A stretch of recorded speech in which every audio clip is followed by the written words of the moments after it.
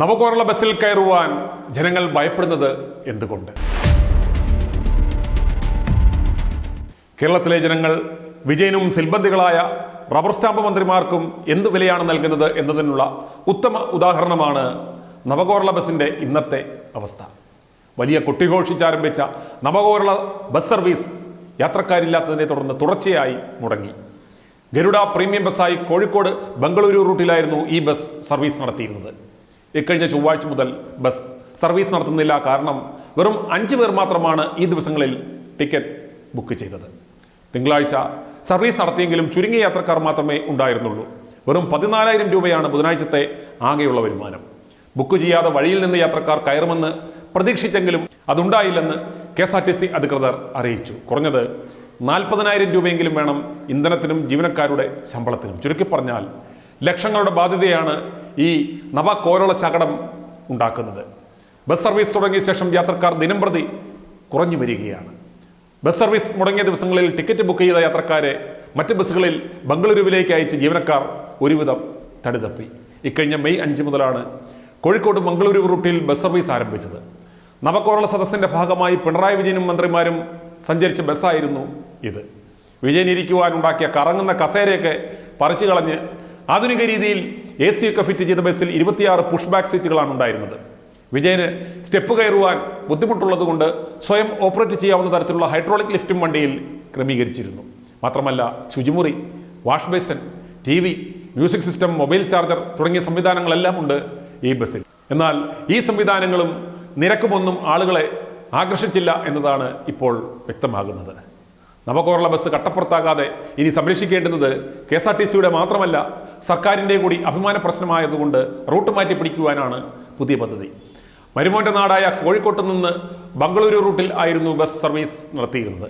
അതിപ്പോൾ കയറാൻ ആളില്ലാത്തതിനെ തുടർന്ന് കോഴിക്കോട് തിരുവനന്തപുരം റൂട്ടിലേക്ക് മാറ്റുവാൻ ആലോചന നടക്കുകയാണ്. എന്നാലും കോഴിക്കോട് വിട്ടുള്ള കളി ഞമ്മളില്ല.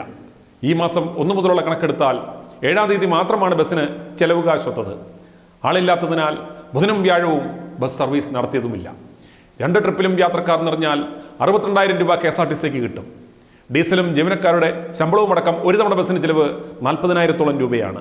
45,000 രൂപയെങ്കിലും കിട്ടിയാൽ മാത്രമേ സർവീസ് നഷ്ടമില്ലാതെ നിർത്താനാവൂ. പുലർച്ചെ 4 മണിക്കാണ് കോഴിക്കോട്ട് നിന്നും ബസ് പുറപ്പെടുന്നത്. ബംഗളൂരുവിൽ നിന്ന് കോഴിക്കോട്ടേക്ക് ഉച്ചയ്ക്ക് 2:30-ക്കും. ഈ സമയക്രമവും ആർക്കു വേണ്ടിയാണ് ഉണ്ടാക്കിയതെന്നാണ് ഉയരുന്ന ചോദ്യം.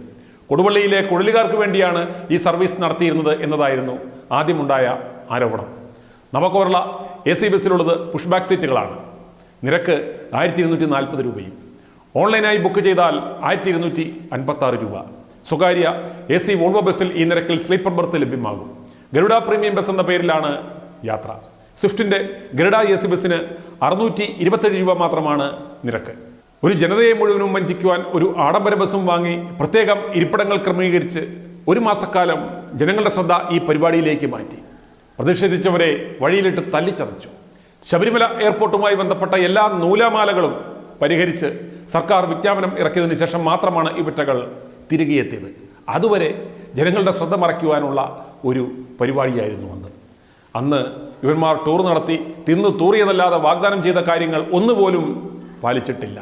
ഈ തിവിട്ടുകൾ സഞ്ചരിച്ച വാഹനത്തിൽ പോയാൽ പോകുന്ന കാര്യങ്ങൾ പോലും നടക്കില്ല എന്ന തോന്നലുള്ളത് കൊണ്ടാണ് ജനങ്ങൾ ഈ വാഹനത്തിൽ കയറുവാൻ മടിക്കുന്നത്, ഭയപ്പെടുന്നത് എന്നാണ് വിവരം. അല്ലെങ്കിൽ ഈ വണ്ടിക്ക് രൂപമാറ്റം നടത്തി ലവന്മാർ യാത്ര ചെയ്ത വണ്ടിയാണെന്ന് പറയാതിരുന്നാൽ ആളുകൾ കയറുവാൻ സാധ്യതയുണ്ടെന്നാണ് KSRTCയിലെ ചില ജീവനക്കാർ തന്നെ പറയുന്നത്.